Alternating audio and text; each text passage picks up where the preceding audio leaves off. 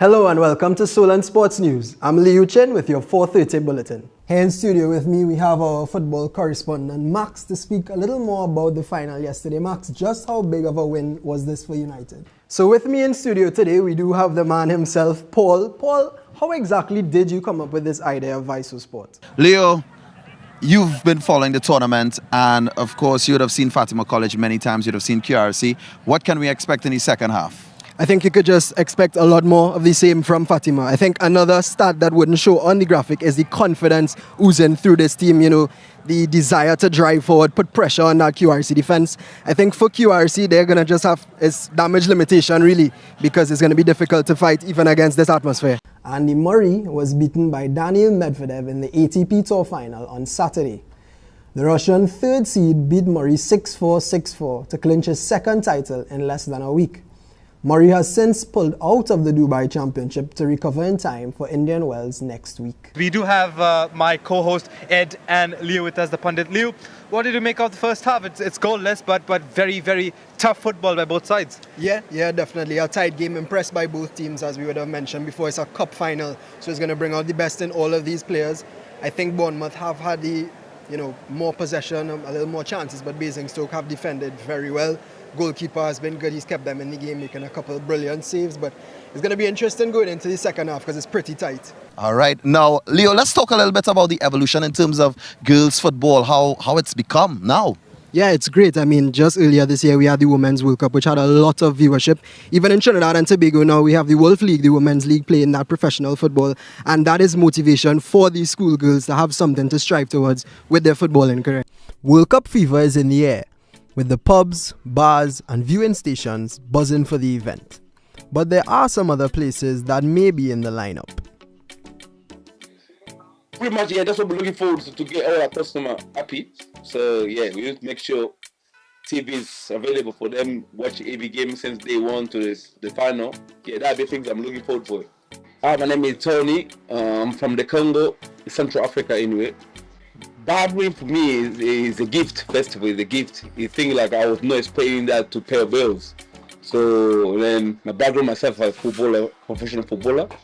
So football didn't go well as everyone. So I feel like I had to turn out to do something.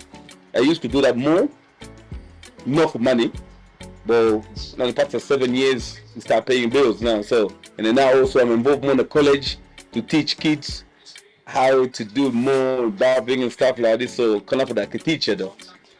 Tony may even be considered as world class, as he has trimmed some of those who are in the World Cup. They come in the shop here as well. So two of them they select with World Cup from Germany. So Bella is a Southampton player, so one of my boys was Faliso who always come here. The Ghana international, so yeah.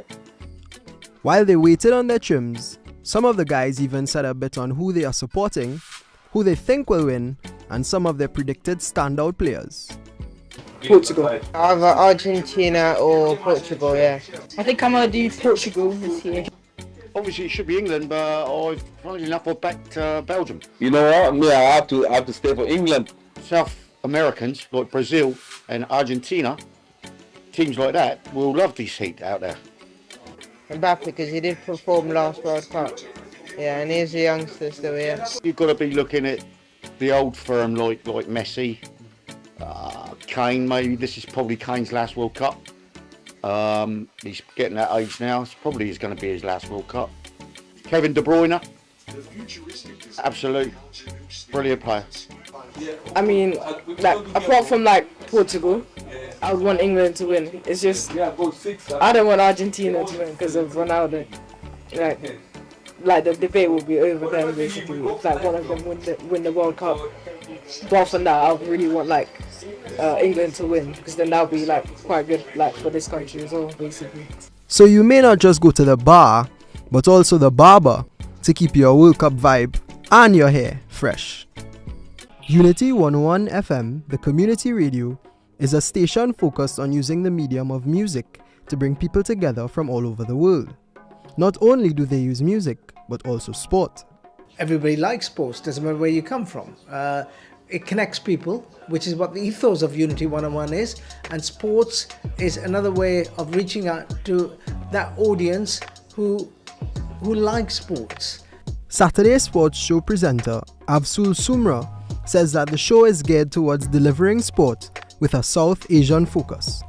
We're here to obviously deliver sport for 2 hours with a South Asian focus mostly, so obviously with that South Asian flair as well, we focus a lot on cricket and obviously the Pakistan, India, Bangladesh, teams as well in terms of cricket as well. Because we've got a lot of people at home who follow those nations, of course. They're big, passionate fans.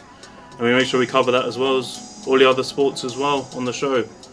He spoke on his cultural background and how it influences his broadcasting. My family originates from Kutch, it's a small village in India, and my parents' background is from Kenya as well, so I've got heritage in India and Kenya. I mean, ultimately, yeah, there's going to be an influence just because people are a product of their environment, they're a product of their background. Obviously, when it comes to covering some of the sports that affects countries I'm from that I have heritage in India and Kenya, I'm gonna have it's gonna be, obviously we call everything level here and everything is very, we're fair by every nation and every sport, of course, but I have a personal soft spot for that.